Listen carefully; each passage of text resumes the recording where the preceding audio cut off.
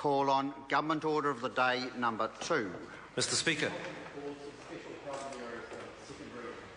Mr Speaker. The Honourable Dr Nick Smith. Mr Speaker, I move that the Housing Accords and Special Housing Areas Bill be now read a second time. Mr Speaker, this bill is a critical part of the Government's comprehensive work programme to address housing supply and affordability. It unblocks the ridiculously slow planning and consenting process and will enable us to get some momentum and some pace into residential development in areas like Auckland. It delivers the mechanisms to deliver on the 39,000 houses provided for in the Auckland Housing Accord. This bill sits alongside substantive reforms like the changes that have been announced to the RMA that will require councils to provide for 10 years of land supply, the changes that we are making to development contributions that will reduce section costs, the inquiry that we have underway into the costs of building materials, the big investments that we as a government are making into the trade apprenticeships, the development of the online building consent system, and the improvements that we have announced in both the KiwiSaver home deposit scheme and also the Welcome Home loans. This government is not about gimmicks or slogans, but about a substantive package of reforms that will make homes more affordable for Kiwi families. I note that some parties in this Parliament are opposing this bill and deny that land supply and cost is any part of the housing affordability problem. Let's look at the facts. Section prices have risen significantly more than the cost of actually building the home over the past decade.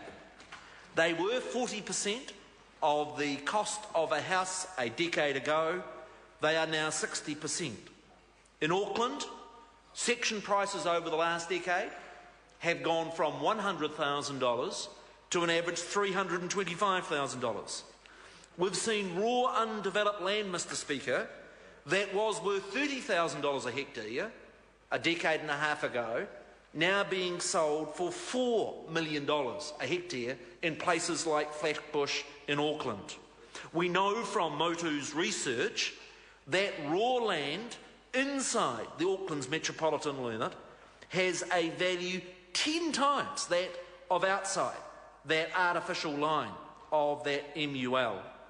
I also note that the number of sections that are available in Auckland plummeted from 4,100 a decade ago to just 1,400. And that 1,400 needs to be seen in the context of Auckland needing 13 new houses a year to be able to keep up with population growth.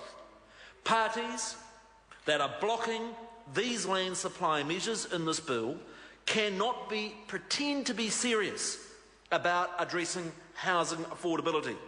They are part of the problem rather than being part of the solution.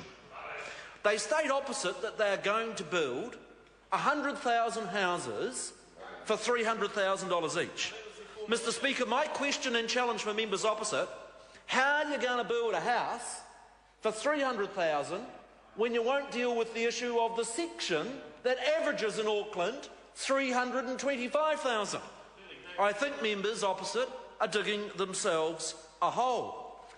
And how are they going to build 100,000 houses, Mr Speaker, when Auckland currently only has 1,400 sections and they're not prepared to free up land supply? Labor's opposition to this bill shows they are more interested in playing politics and grandstanding than addressing the real issues that will help Kiwi families get an affordable home. Let me remind the House how this bill will help housing affordability.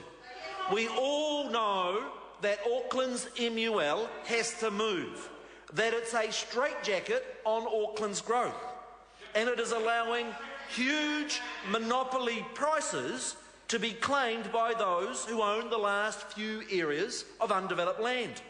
Without this bill, that MUL will remain in place for another 3 years.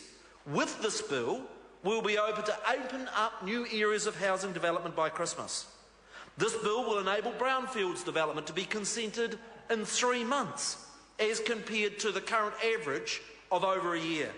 This bill will enable greenfield developments to be consented in 6 months, as compared to the current average of 3 years.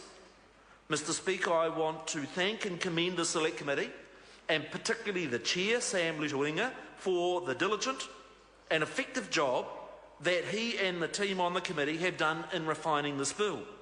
They have made helpful changes to the bill, including improvements of the definition of what's meant by predominantly residential and what is meant in terms of defining building height. The process and tests for scheduling a district or region as one having housing affordability issues has been improved. The bill was overwhelmingly supported by the 64 submissions to the Select Committee, reflecting the very broad consensus, whether it be the Productivity Commission, whether it be the Reserve Bank, whether it be the IMF, that one of the most critical issues for New Zealand is increasing housing supply. I do treat, Mr. Speaker, with a bit of a grain of salt some of the complaints from the opposition that the bill has been rushed. These are the people who have been giving speeches all year calling on the government to take urgent action on housing, and when we take the urgent action, they object. And, Mr. Speaker, I do want to also note the complaint the bill does not specifically refer to the building of affordable houses. Well, that's being too cute. The bill specifically mentions the Auckland Housing Accord. The Auckland Housing Accord very specifically has provisions for ensuring that the houses that are built includes a portion that are in the affordable range.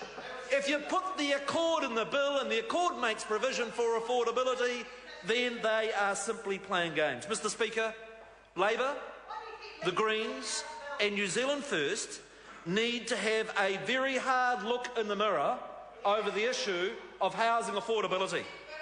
Between 1999 and 2008, the average price in New Zealand grew by 102%.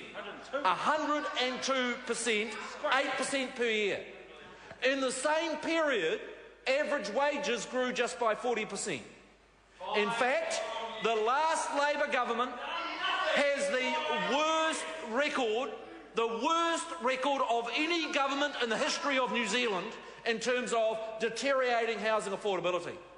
Now, Mr. Speaker, if we check the 5 years that we've been in government, well, average house prices, Mr. Trumpet, average house prices over the last 5 years have gone up by 13%, or an average of 3% per year. And, Mr. Speaker, and this is the key part, and average incomes have gone up by 19%.